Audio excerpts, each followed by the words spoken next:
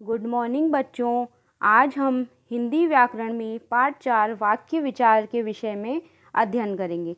शब्दों का अपना अर्थ होता है, लेकिन इनको बिना किसी क्रम के अलग अलग बोलने से वक्ता का पूरा अभिप्राय स्पष्ट नहीं हो पाता। यानी जो व्यक्ति, वक्ता मतलब होता है जो व्यक्ति बात कह रहा है, उसकी बात का पूरा अर्थ स्पष्ट नहीं हो पाता। तो शब्दों के ऐसे समूह को जिससे कि पूरा अर्थ समझ में आ जाए उसे वाक्य कहते हैं। अपनी बात दूसरों को समझाने के लिए हम शब्दों का प्रयोग करते हैं, किंतु शब्दों को बिना किसी क्रम के अलग अलग बोलने से वक्ता का अभिप्राय स्पष्ट नहीं हो पाता। इसी प्रकार के यहाँ उदाहरण दिए हुए हैं। चढ़े में लोग बस रहे, पंक्ति के लिए बस लोग हैं खड़े में, खेल है फुटबॉल लड़के रहे, अध्यापिका रहेगी कल ने छुट्टी की बताया।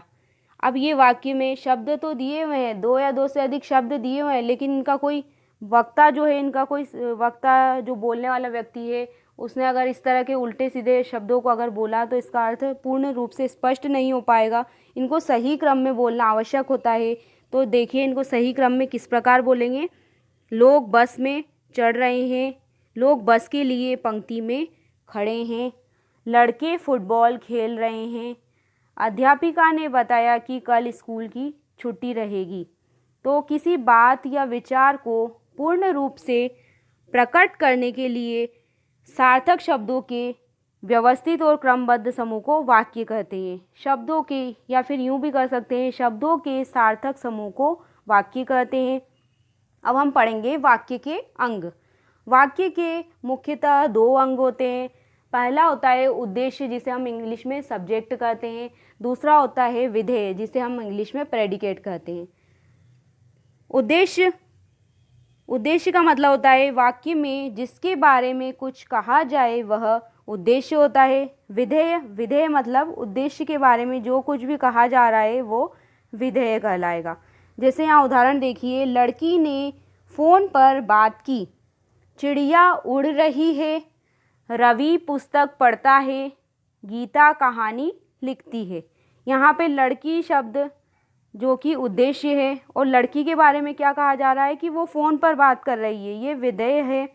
दूसरे वाक्य में चिड़िया जो कि उद्देश्य है और उड़ रही है, विधेय हो जाएगा। चिड़िया के बारे में क्या कहा जा रहा है कि वो उड़ रही है, तो ये विधेय हो जाएगा। ऐसे ही रवि हो जाएगा उद्देश्य, और रवि के बारे में क्या कहा जा रहा है, पुस्तक पढ़ता है, तो ये विधेय। गीता उद्देश्य है, कहानी लिखती है, ये विधेय हो जाएगा। वाक्य, अब पढ़ेंगे हम वाक्यों का वर्गीकरण। वाक्यों का वर्गीकरण दो आधारों पर किया जाता है। पहला होता है रचना के आधार पर और दूसरा होता है अर्थ के आधार पर। सबसे पहले हम रचना के आधार पर वाक्य के भेद पढ़ेंगे। रचना के आधार पर वाक्य के मुख्यतः तीन प्रकार होते हैं। पहला होता है सरल वाक्य। सरल वाक्य मतलब जिस वाक्य में एक उद्देश्य यानी काम को करने वाला भी एक ही व्यक्ति होगा और एक ही विधेय यानी एक ही काम को दर्शाया जाएगा, दिखाया जाएगा, तो वह सरल वाक्य होगा। यानी ऐसे वाक्यों में कोई बात साधारण ढंग से कही जाएगी और इसमें कर्ता और क्रिया भी एक ही होगी। जैसे उदाहरण देखिए, लड़के क्रिकेट खेल रहे हैं। लड़के क्या है, कर्ता, और क्रिकेट खेल रहे हैं, क्रिकेट हो गया कर्म और खेल रहे हैं क्रिया, तो एक ही काम सब कर रहे हैं, तो ये हो जाएगा सरल वाक्य। सरिता नाचती है। सरिता क्या है, कर्ता, और नाचती है क्रिया, तो यानी एक उद्देश्य। राधा क्या हो गई, उद्देश्य, कर्ता ही उद्देश्य होगा, यानी जो व्यक्ति काम कर रहा है, तो राधा करता है, ये उद्देश्य, और नाचती है विधेय। घोड़ा घास खाता है, घोड़ा है उद्देश्य और घास खाता है विधेय। ऐसे और कुछ उदाहरण देखिए, सोहन गेंद से खेलता है। सोहन उद्देश्य और गेंद से खेलता है विधेय। शिवानी गीत गाती है। शिवानी हो गया उद्देश्य और गीत गाती है विधेय। आगे हम दूसरा भेद पढ़ेंगे, संयुक्त वाक्य। संयुक्त वाक्य में समान स्तर के दो या दो से अधिक सरल वाक्य जुड़ने पर संयुक्त वाक्य बन जाता है। यानी जब हम दो या दो से अधिक साधारण वाक्य को जब जोड़ेंगे तो उन्हें समुच्चय बोधक से जोड़ेंगे। समुच्चय बोधक शब्द किसे कहेंगे, जब दो या दो से अधिक वाक्यों को जोड़ने के लिए जिन शब्दों का हम प्रयोग करेंगे वो समुच्चय बोधक कहलाएंगे। समुच्चय बोधक शब्द में बताती हूँ आपको, पर, किंतु, और, या, इसलिए आदि, और भी ये सारे शब्द क्या हैं, समुच्चय बोधक शब्द हैं। तो जब हम एक वाक्य खत्म होने के बाद दूसरा वाक्य शुरू करेंगे तो बीच में समुच्चय बोधक शब्दों का प्रयोग करेंगे। जैसे उदाहरण देखिए, प्रातः हुआ और चिड़िया उड़ गई। यानी पहले क्या काम हुआ, प्रातः हुई, सुबह हुई, और लगा के हमने दूसरा वाक्य शुरू कर दिया, चिड़िया उड़ गई। यानी पहले सवेरा हुआ फिर चिड़िया उड़ गई, तो और शब्द से हमने दो वाक्यों को जोड़ दिया है, दो सरल वाक्यों को जोड़ दिया है। दूसरा उदाहरण आप देखिए, वर्षा हो रही थी इसलिए हम समय पर स्कूल नहीं पहुंच सके। तो पहले क्या काम हो रहा था, पहला सरल वाक्य है वर्षा हो रही थी, फिर इसलिए से इसलिए लगा के हमने दूसरा वाक्य शुरू करा, इसलिए हम समय पर विद्यालय नहीं पहुंच सके। आगे देखिए अगला उदाहरण, उसने तुम्हारी बहुत प्रतीक्षा की परंतु तुम नहीं आए। उसने प्रतीक्षा की, ये हो गया पहला साधारण वाक्य, परंतु समुच्चय बोधक शब्द हो गया, तुम नहीं आए ये दूसरा सरल वाक्य हो गया। तो दो सरल वाक्यों को हमने समुच्चय बोधक से जोड़ दिया, ये संयुक्त वाक्य हो गए। अब इनमें क्या होता है कि इसलिए, परंतु समुच्चय बोधक शब्दों से ये जुड़े हैं, ऐसे वाक्य संयुक्त वाक्य कहलाते हैं। संयुक्त वाक्यों में दोनों ही वाक्यों की प्रधानता होती है, यानी दोनों ही वाक्यों का समान महत्व होता है, दोनों ही मुख्य होते हैं। तीसरा भेद हम पढ़ेंगे मिश्र वाक्य। मिश्र वाक्य में एक उपवाक्य और एक या एक से अधिक गौण आश्रित उपवाक्य होते हैं। यानी एक तो क्या होगा, मुख्य वाक्य, यानी मेन जो मुख्य वाक्य है वो होगा, महत्वपूर्ण वाक्य होगा, और दूसरा क्या होगा, उस पर आधारित उपवाक्य होगा। जैसे यहाँ उदाहरण देखिए, अध्यापिका ने बताया। अब क्या बताया अध्यापिका ने, कि कल छुट्टी रहेगी। अध्यापिका ने बताया कि कल छुट्टी रहेगी, की से हमने जोड़ दिया, की क्या है, समुच्चय बोधक शब्द है। तो पहले जो बात कही है, क्या बात कही है उसने, कि छुट्टी रहेगी, तो ये दोनों एक दूसरे पर आश्रित हैं, तो ये मिश्र वाक्य हो गया। मैं विश्वास के साथ कह सकता हूँ कि मेरा उत्तर सही नहीं है। यानी व्यक्ति बोल रहा है कि मैं विश्वास से कह सकता हूँ। अब क्या बात बोली उसने, कि मेरा उत्तर सही नहीं है, तो ये क्या है, आश्रित उपवाक्य हो गया इसमें, इस पर आधारित। विशाल ने बताया कि आज उसे बुखार था इसलिए स्कूल नहीं गया, तो ये भी, इसमें भी विशाल ने क्या बताया कि आज उसे बुखार था इसलिए वो विद्यालय नहीं आया। तो इसमें क्या होगा कि मैं विश्वास के साथ कह सकता हूँ, ये मुख्य उपवाक्य है, और कि मेरा उत्तर सही है, ये आश्रित उपवाक्य हो गया। इसी प्रकार देखिए, विशाल ने बताया मुख्य उपवाक्य हो गया, जबकि कि आज उसे बुखार था और इसलिए स्कूल नहीं आया, ये क्या हो गया, आश्रित उपवाक्य हो गया। अब हम पढ़ेंगे अर्थ के आधार पर शब्द के भेद। अर्थ के आधार पर शब्द के 8 भेद होते हैं। सबसे पहले हम पढ़ेंगे विधानवाचक वाक्य। विधानवाचक वाक्य, इन वाक्यों में किसी व्यक्ति, वस्तु अथवा स्थिति के बारे में सामान्य जानकारी मिलती है, या फिर इसमें किसी बात या कार्य के सामान्य रूप से होने या करने का बोध होता है, पता चलता है। जैसे उदाहरण देखिए, सूर्य पूर्व दिशा में उगता है। ये तो शाश्वत सत्य है कि सूर्य हमेशा पूर्व दिशा में उगता है, ये हो गया विधानवाचक वाक्य।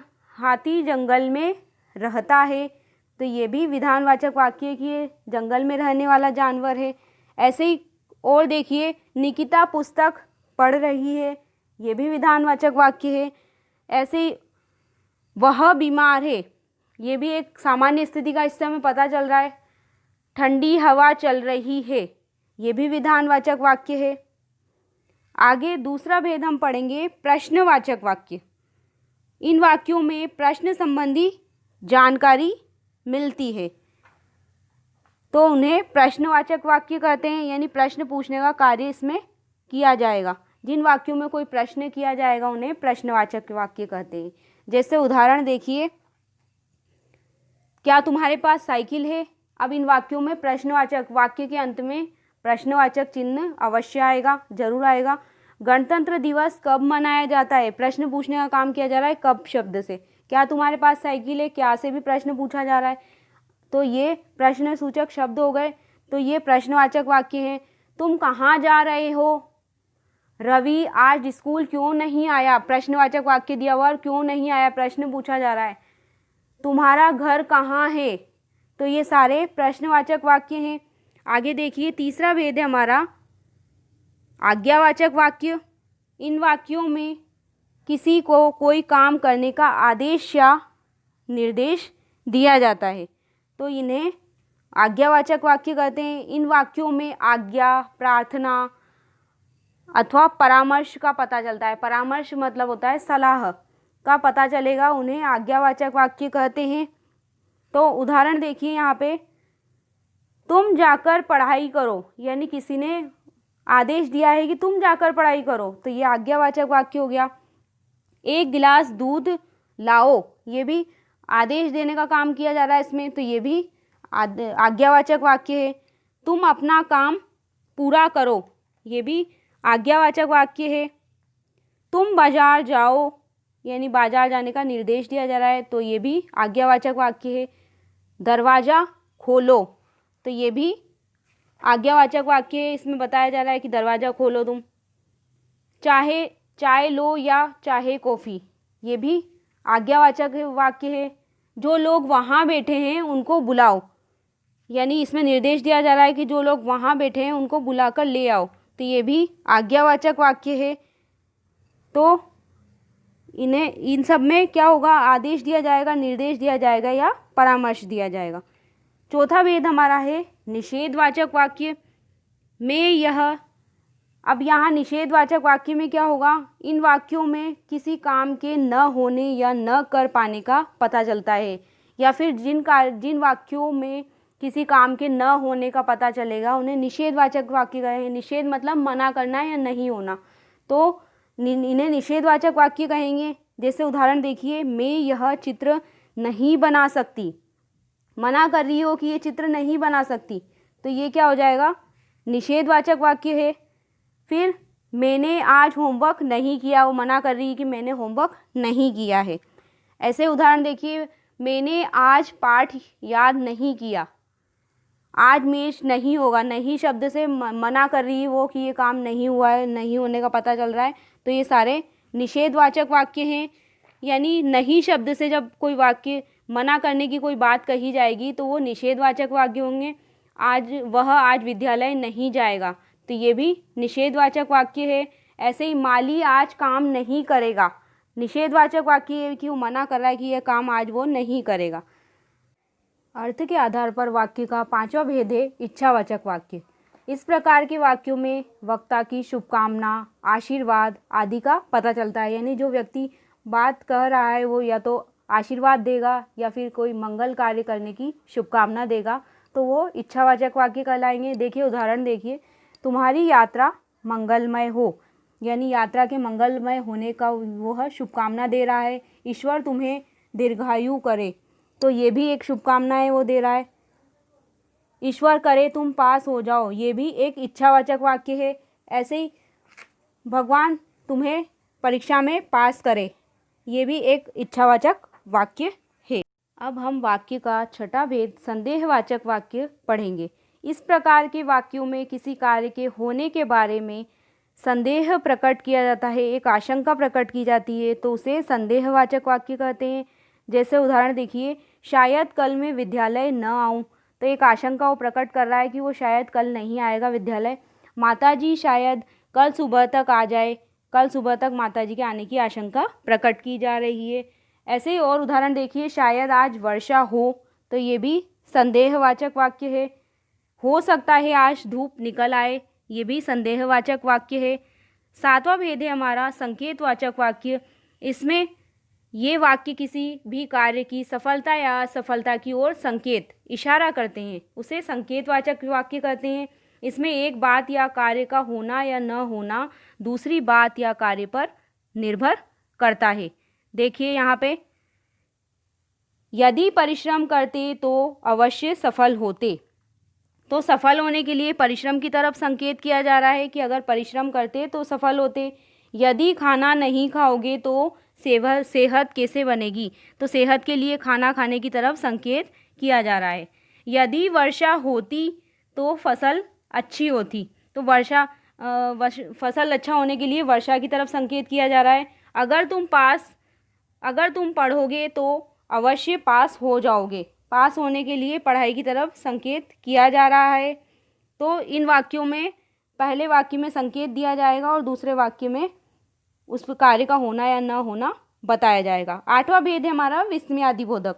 इन वाक्यों में आश्चर्य, खुशी, शोक, घृणा, दुख, हर्ष आदि भावों को व्यक्त किया जाएगा या इन भावों को प्रकट किया जाएगा, तो वो विस्मयादि वाक्य कहलाएंगे। जैसे उदाहरण देखिए, अरे तुम तो कक्षा में प्रथम आए। एक आश्चर्य बताया जा रहा है कि अरे तुम कक्षा में प्रथम आए। वाह, भारत ने शानदार जीत पाई। तारीफ की जा रही है, प्रशंसा की जा रही है वाह शब्द से, तो ये विस्मयादिबोधक। आहा, तुम आ गए, आश्चर्य किया जा रहा है आहा शब्द से, और विस्मयादिबोधक चिन्ह लगाया जा रहा है विस्मयादिबोधक शब्द के बाद। वाह, कमाल कर दिया, ये सारे क्या हैं? विस्मयादिबोधक के उदाहरण है। अरे तुम तो जीत गए, एक आश्चर्य प्रकट किया जा रहा है।